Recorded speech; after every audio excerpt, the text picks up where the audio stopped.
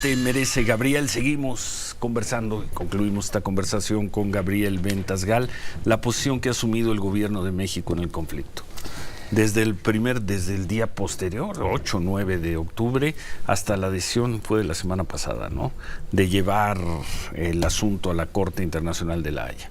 ¿Qué te parece la posición del gobierno mexicano? No tiene sustancia legal acusar a Israel de genocidio y supongo que los jueces no van a destruir la imagen que tiene la Corte Penal Internacional, porque para poder acusar a un país de hacer genocidio tienes que demostrar que tiene una intención de hacerlo y que tiene también pruebas tangibles de que eso está ocurriendo, y no pueden hacer ambas cosas, o sea que no va a prosperar.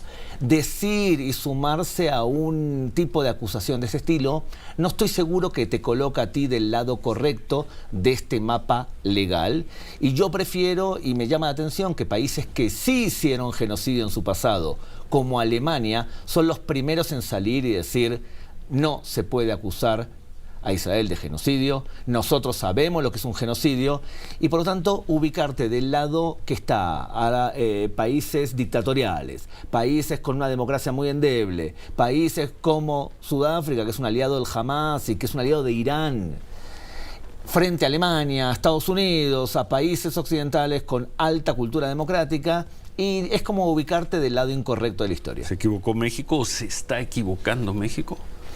No sé si se está equivocando, porque el papel es más que nada declarativo lo que acaba de ser.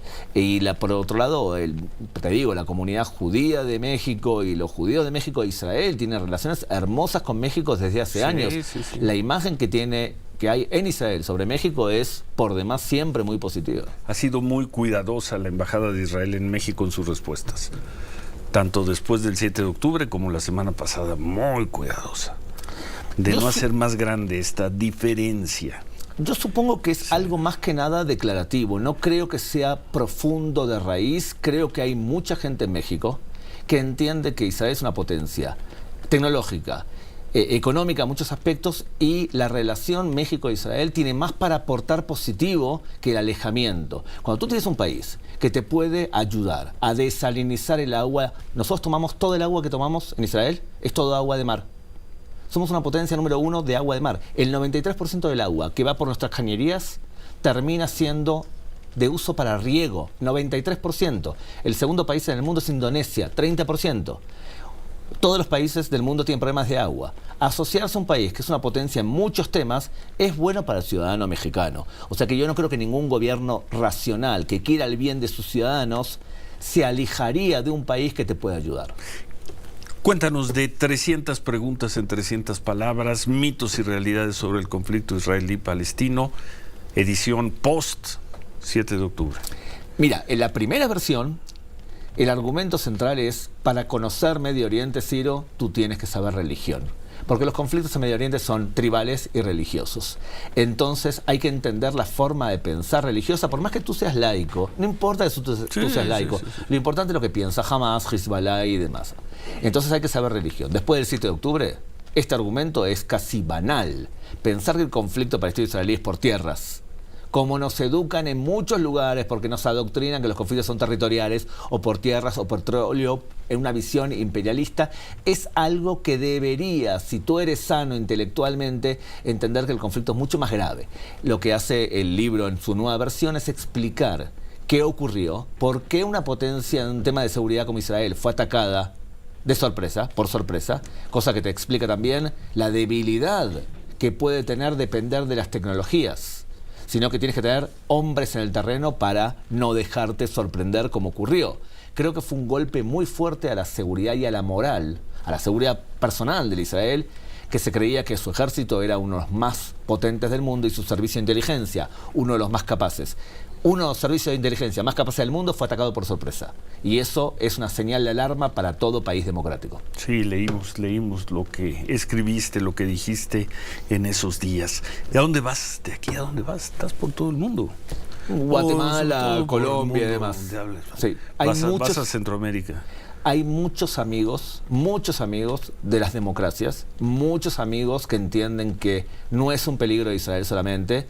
Voy a algunos países que me cuentan, nosotros estamos viendo aquí un montón de chiitas con pasaportes, por ejemplo, venezolanos. Cuando dices aquí, ¿a qué te refieres? En varios países, porque el expresidente de Venezuela, Tarek El Thani, que es de origen druso, entregó pasaportes venezolanos y hay un montón de chiitas deambulando por nuestro continente, y estamos hablando chiitas, iraníes, con relaciones con Hezbollah, que están lavando dinero de narcos, pues ya hay un acuerdo para lavarles el dinero, que la ganancia a Hezbollah son aproximadamente 400 millones de dólares. ¿Se puede probar? ¿Se puede documentar eso?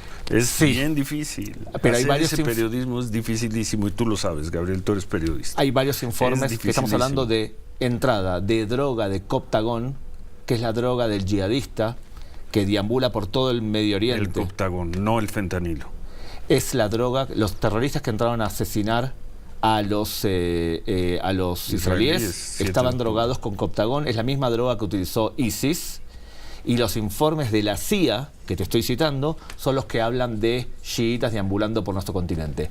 ¿Puede ser que la CIA haga informes falsos? Puede ser, pero hay mucha gente preocupada porque la presencia de Hezbollah en América Latina es un tema serio y tienen anclas con gobiernos no muy democráticos que creen que una alianza con Irán es algo positivo. Pues muchas gracias y mucha suerte en tus recorridos. Nos vemos pronto, ya hicimos el compromiso.